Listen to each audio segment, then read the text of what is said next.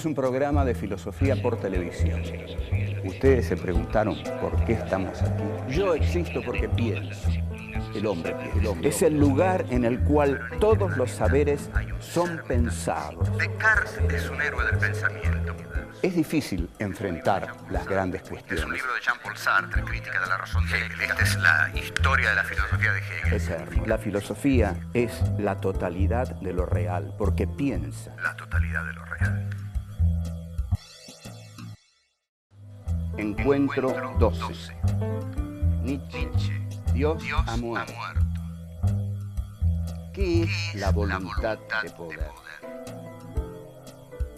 ¿Cuál es la dinámica de la voluntad de poder?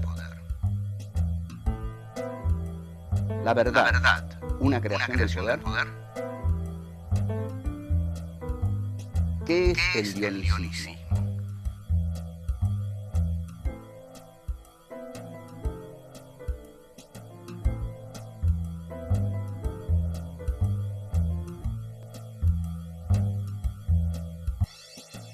Continuamos con Nietzsche. Habíamos dicho que el principio fundamental de la filosofía de Nietzsche es el concepto de vida.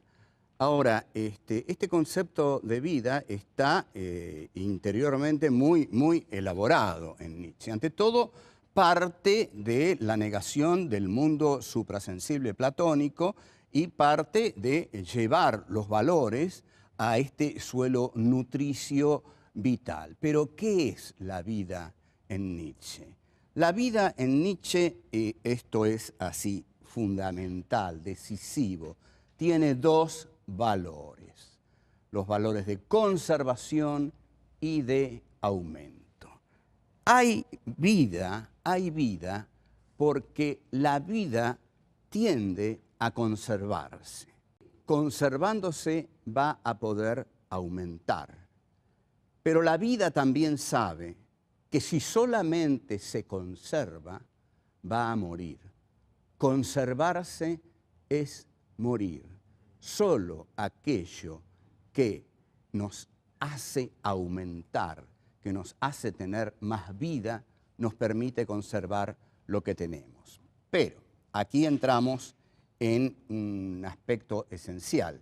Este espacio vital que Nietzsche describe con las categorías de conservación y aumento, para Nietzsche va a ser la voluntad de poder. Y acá comenzamos el análisis del concepto fundamental en Nietzsche de voluntad de poder.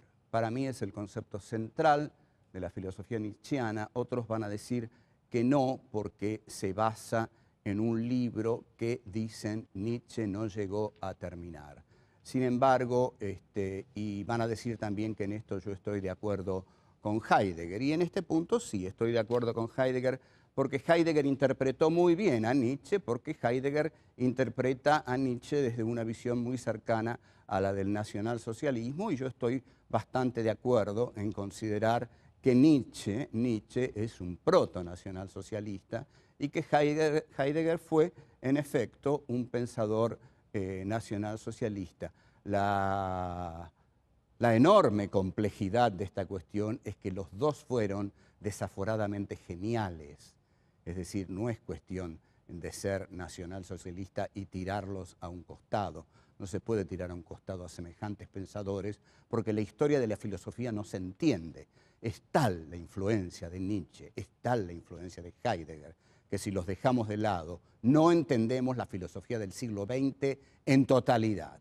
De modo que pensemos lo que pensemos sobre Nietzsche y Heidegger y sus opciones políticas, tenemos que estudiarlos a fondo. Voluntad de poder.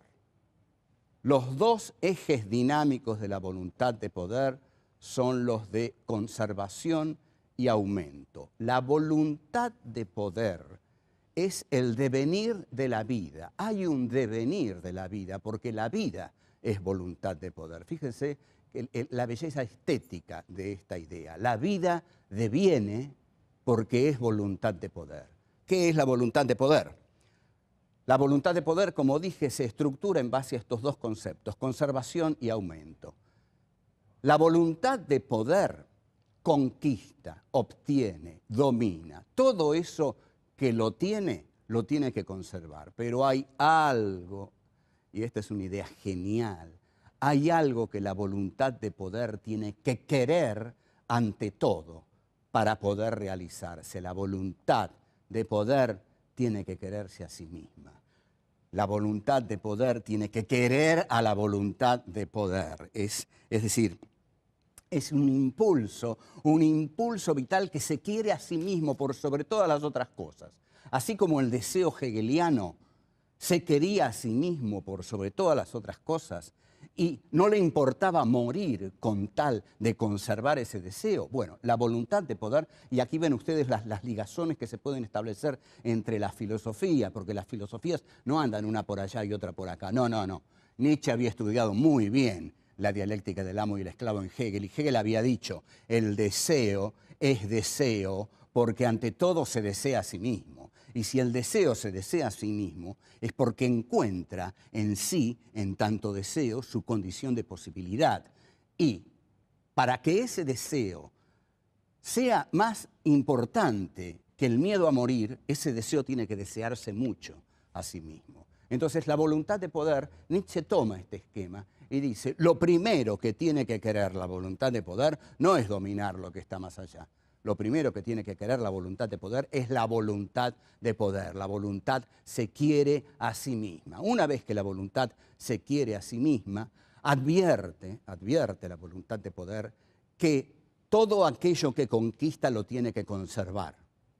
Pero también advierte, y este es el paso fundamental, que si todo aquello que conquista lo tiene que conservar, y si meramente lo conserva, se muere. El que solamente conserva lo que conquistó, se muere. Porque para conservar lo que uno conquistó, tiene que seguir conquistando. La voluntad de poder tiene que ir aumentando constantemente su poder, sus conquistas. Es un ir más allá constante, ¿no? En esto es también como la intencionalidad de la conciencia en Husserl y más en Sartre. Cuando Sartre dice que la conciencia fenomenológica es una conciencia que está arrojada al mundo, que siempre va más allá de sí misma, lo está tomando de la voluntad de poder en Nietzsche. La voluntad de poder en Nietzsche es intencional, es decir, intencional quiere decir que se arroja, intenciona sobre el mundo. Pero esta voluntad de poder conquista.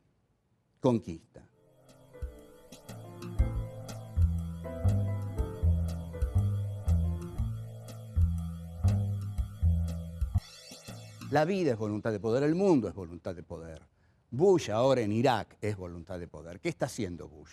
Bush está en un tembladeral tremendo. La voluntad de poder del imperio norteamericano está ahora en Irak y está advirtiendo que si solamente conserva lo que tiene, se hunde, se muere, desaparece. Y si se retira, es la ignominia. Entonces, para conservar lo que tiene, la voluntad de poder del imperio bélico comunicacional, que es el imperio norteamericano, tiene que seguir creciendo. Por lo tanto, uno puede augurar, basándose en la concepción nietzscheana de la voluntad de poder, que la voluntad de poder norteamericana, para conservar lo que tiene conquistado en el Islam, va a tener que seguir conquistando, va a tener que seguir aumentando su poder, porque la voluntad de poder no se detiene nunca. O en todo caso, y eso es terrible para nosotros, si se retira de Irak esa voluntad de poder, va a seguir creciendo a costa nuestra, porque ahí vendría el problema para América Latina. Pero la dinámica de la voluntad de poder es no detenerse nunca. Y aquí entra el concepto de espacio vital típico de los nacionalsocialistas. Hitler, cuando aparece belicosamente en la política internacional, dice: yo soy Alemania y en tanto Alemania vengo a reclamar mi espacio vital y si no me lo dan, lo voy a conquistar. Ese es un guerrero nietzscheano. Esa es la bestia rubia germánica que tanto admiraba Nietzsche. En 1933 Hitler va a visitar a la hermana de Nietzsche, Elisabeth Förster Nietzsche, y también se saca una foto junto a un busto de Nietzsche, pero no nos vamos a dispersar. Hitler encarna, por supuesto, la voluntad de poder nietzscheana en el concepto de espacio vital. Necesitamos expandirnos porque si nos quedamos con lo que tenemos, nos morimos. Y esto nos lo enseñó nuestro gran filósofo Friedrich Nietzsche en su gran libro La voluntad del poder, que el gran maestro Martin Heidegger nos ha explicado.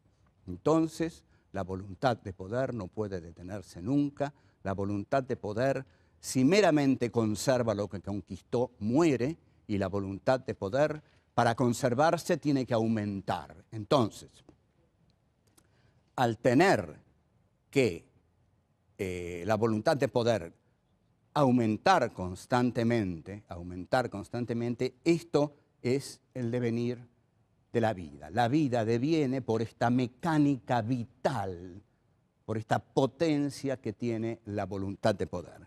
Todo esto Nietzsche lo toma en La Gaia Ciencia, en una frase que se ha hecho célebre, que es Dios ha muerto. Para bajar un poco el nivel y decir un chiste, una vez pasé por una pared, fíjense los grafitis que hay en Buenos Aires. Esta es una ciudad cultísima. Y habían escrito, Dios ha muerto, Nietzsche. Y abajo, Nietzsche ha muerto, Dios. Bueno, es una ciudad de chistes cultísimos, no en vano es la gran capital de la cultura en Sudamérica. Bueno, ¿qué quiere decir que Dios ha muerto? Que Dios ha muerto significa que todos los valores suprasensibles, que todos los valores que tenían que ver con la imagen de Dios, en tanto instancia suprema por sobre el hombre y en tanto también instancia fundadora, porque Dios es el fundamento de todo pensamiento que lo acepte. Es decir, si yo acepto la idea de Dios, no puedo partir de otro estamento conceptual que no sea el de Dios. El tipo que dice, yo creo en Dios, solucionó todo. Puede no pensar más a partir de ahí, porque Dios piensa por él, Dios sufre por él, Dios tiene angustias por él, Dios va a morir por él, porque lo va a hacer morir prometiéndole un futuro paraíso de bienaventuranzas y goces, de goces espirituales, por supuesto, pero el tipo que como Nietzsche dice, Dios ha muerto, está diciendo, mi filosofía va a tener otro fundamento. Yo no necesito el fundamento de Dios.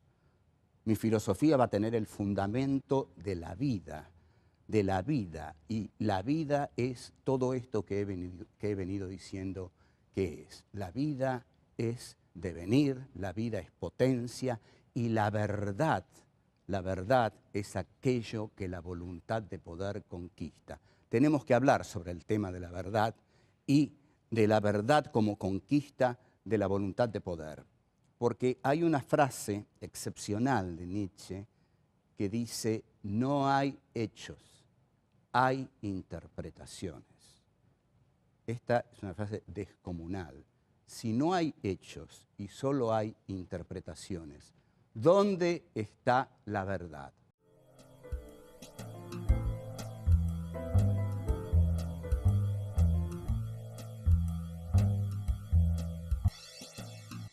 La verdad, va a decir Nietzsche, y en esto Michel Foucault lo va a seguir muy bien, porque Foucault es un gran discípulo de Nietzsche, la verdad es una conquista de la voluntad de poder. Hay cientos de verdades. Usted agarre los 5 o 6 diarios que salen a la mañana o menos en Buenos Aires, escuche las radios si tiene ganas de amargarse el día, pero bueno, haga esa experiencia y va a ver que hay unas 20 interpretaciones de cada hecho. Una interpretación no es la verdad. Hay un hecho, pero después hay 20 interpretaciones. ¿Cuál es la verdad? La verdad es la que la voluntad de poder logra imponer. O sea que hay una relación entre verdad y poder. La verdad es una creación del poder.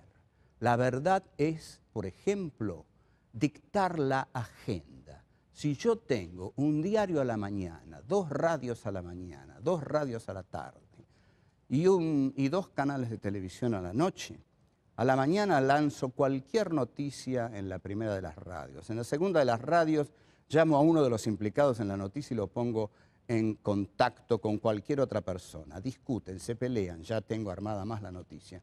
En el noticioso del mediodía digo, gran debate entre fulano y mengano. Debaten, entran otros, opinan otros. A la tarde saco en la primera plana, el escándalo del día es este, el que yo largué a la mañanita nomás. Y a la noche hago una enorme mesa redonda en mi canal con todos los grandes filósofos, pensadores, periodistas, economistas, y todo el mundo está discutiendo lo que a la mañana a mí se me ocurrió largar en mi pequeño periódico de la mañana. Esa es la verdad del poder.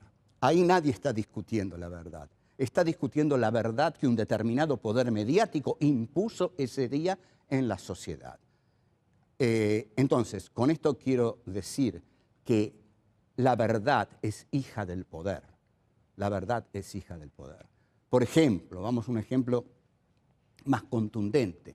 Cuando Jean Baudrillard, el filósofo posmoderno, un tipo muy, muy inteligente, a comienzos de los 90, escribió un libro que se llamaba La guerra del Golfo no ha tenido lugar, lo que quería decir es que de esa guerra nadie vio nada. Nos transmitieron por televisión un montón de brillos. ¿Y dónde está la verdad? La verdad eran esos brillos. Esa era la guerra del Golfo. De la guerra del Golfo supimos muy, muy poco. E incluso de lo que está pasando en Irak, de lo que está pasando en Guantánamo, sabemos lo que nos hacen saber.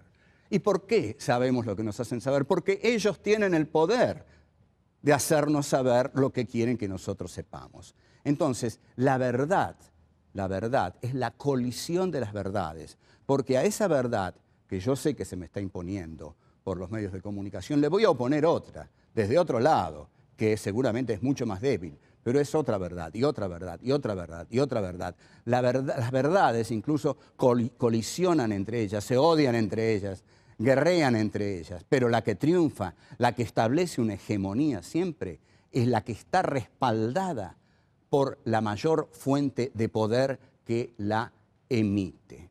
Entonces, este es el concepto que Nietzsche maneja de verdad. Es decir, la verdad es una conquista de esta voluntad de poder. El pensamiento de Nietzsche, como vemos, es un pensamiento belicoso que concibe a la verdad como lucha, que concibe a la verdad como justamente como una expresión poderosa de esa voluntad que necesita aumentar constantemente para conservarse. Y para aumentar tiene que conquistar. Y para conquistar tiene que establecer sus verdades como la verdad. Cuando yo establezco mi verdad como la verdad, mi voluntad de poder ha triunfado. Nietzsche va a llamar nihilismo, por fin, a ese poder que tuvo el pensamiento platónico de las ideas perfectas o el pensamiento religioso también sobre la vida. Es decir, ¿qué le reprocha Nietzsche al pensamiento suprasensible? Le reprocha que ese pensamiento suprasensible de idealidades perfectas en sí mismas ha nihilizado la vida. Ha nihilizado la vida. Entonces él nihiliza a Dios. Es decir, nihilizar a Dios es negar a Dios, reducirlo a cenizas. Y este pensamiento reduce a Dios a cenizas porque lo que pone prepotentemente como su meta es la verdad de la vida, la verdad del devenir, la verdad de los dos conceptos de conservación y aumento, la verdad de la voluntad de poder y la verdad de la conquista de la verdad como conquista de la voluntad de poder. Cuanto más poderosos seamos, más dueños de la verdad vamos a ser, porque más poder vamos a tener para imponerla.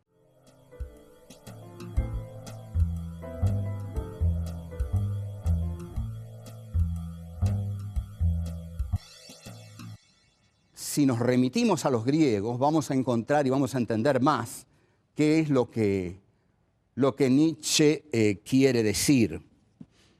Nietzsche, la primera obra de Nietzsche es el origen o el nacimiento de la tragedia.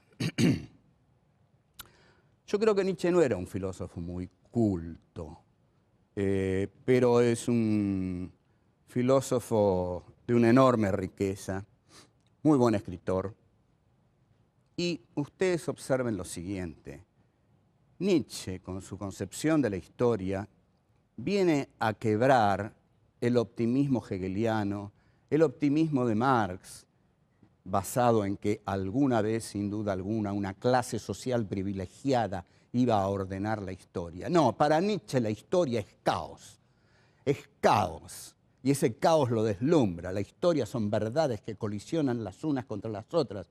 La historia es la lucha por imponer mi poder al poder del otro y al someter el poder del otro y mi poder resulte ganador, mi poder va a instaurar una verdad y esa va a ser la verdad. Todo este remolino es lo que Nietzsche va a llamar el dionisismo. Está basado en el culto de Dioniso. Dioniso o Dionisios, que lo vamos a llamar Dioniso.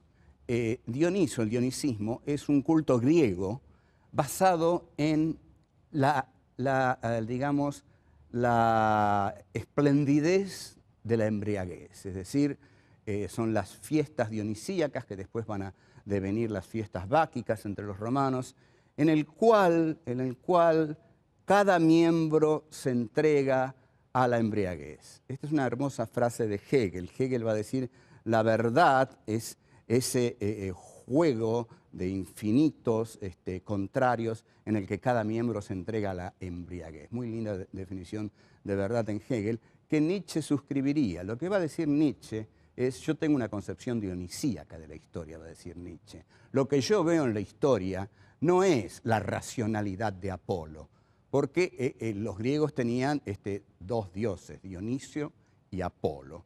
Y Dioniso era el dios de la embriaguez, es decir, el yo se pierde en la fiesta dionisíaca. Esto es lo que más va a valorar Nietzsche, la pérdida del yo, la pérdida de la individualidad. En este sentido es totalmente antirromántico en un siglo romántico, es antihistoricista en el siglo de la historia, un tipo muy original. Pero lo que va a decir Nietzsche es justamente en la fiesta dionisíaca, a través de la embriaguez, cada uno pierde el sentido del yo.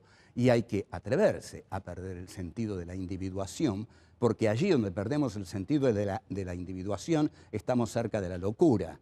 Y ni usted ni yo queremos sentir la cercanía de la locura, porque eso sí que es el terror. Entonces, hay que tener el coraje de entrar en la fiesta dionisíaca, embriagarse hasta morir, o hasta vivir hasta los extremos, de ya no saber quién o qué es uno. Esto es lo que Nietzsche llama lo dionisíaco, y su concepción de la historia, su concepción de la voluntad de poder, de la bestia rubia, de las aves de rapiña, de los guerreros. Toda esta concepción es dionisíaca, sanguínea, barbárica, conquistadora. Y es en este sentido, por supuesto, que le viene como servida a los nacionalsocialistas, lógico. No es que Nietzsche se lo haya propuesto, pero digamos que hizo los méritos suficientes. Alfred Baumler va a ser, durante el régimen de Hitler, el que va a editar las obras completas de Nietzsche, y Alfred Rosenberg, el autor del mito del siglo XX, que lo van a ahorcar en Nuremberg, es el que va a imponer a Nietzsche como lectura oficial del Tercer Reich. Pero tengamos claro esto, el dionisismo se opone a lo apolíneo. Lo apolíneo es lo claro y distinto cartesiano, digamos. Es la razón, la racionalidad, el control. Un ser apolíneo no pierde su individualidad ni se embriaga en una bacanal a través de la cual va a perder su centro. Porque lo fundamental del dionisismo es que pierde el centro del yo. Y en este sentido Nietzsche es totalmente anticartesiano, porque reniega de la centralidad del ego. El ego se pierde en la fiesta dionisíaca. Entonces, este es un pensador que exalta los instintos. Para Nietzsche no hay nada más hermoso que entregarse a los instintos. Los instintos son la verdad y la razón de Occidente ha venido a cercenar al hombre. Este es el mensaje más poderoso que Nietzsche deja para quienes habrán de sucederlo y encontrar en él una riqueza profunda en este pensamiento. En este preciso pensamiento dionisíaco de Nietzsche, hay un poema de William Blake, un poeta que dice: todo deseo contenido engendra peste. Y Nietzsche va a decir: todos los instintos que el hombre contiene en sí a través de la cultura apolíneo-burguesa, a través de la piedad y la compasión y el ascetismo cristianos, que censuran, que laceran a los instintos más auténticos, salvajes, brutales, descontrolados del hombre, todo eso es peste. Lo que el hombre necesita es entregarse desaforadamente, desbocadamente a sus propios instintos y ahí perderse como hombre racional y recuperarse, sí, como ave de rapiña, como bestia, es decir, como guerrero bárbaro que se goza a sí mismo y goza a los demás en medio de una orgía interminable. Ese es el hombre de los instintos que Nietzsche nos plantea. Como vemos, algo muy distinto del hombre racional, cartesiano, del sujeto constituyente kantiano y del sujeto absoluto hegeliano. Cuando Hegel dice lo real es racional, lo racional es real, Nietzsche le diría nada de eso, nada de eso. Los instintos, dionisismo y locura.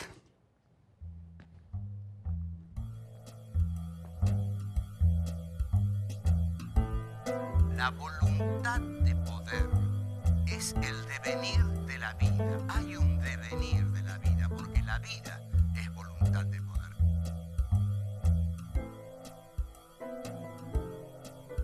Conservarse es morir. Solo aquello que nos hace aumentar, que nos hace tener más vida, nos permite conservar lo que tenemos. La voluntad de poder tiene que ir aumentando constantemente su poder, sus conquistas. No hay hechos, hay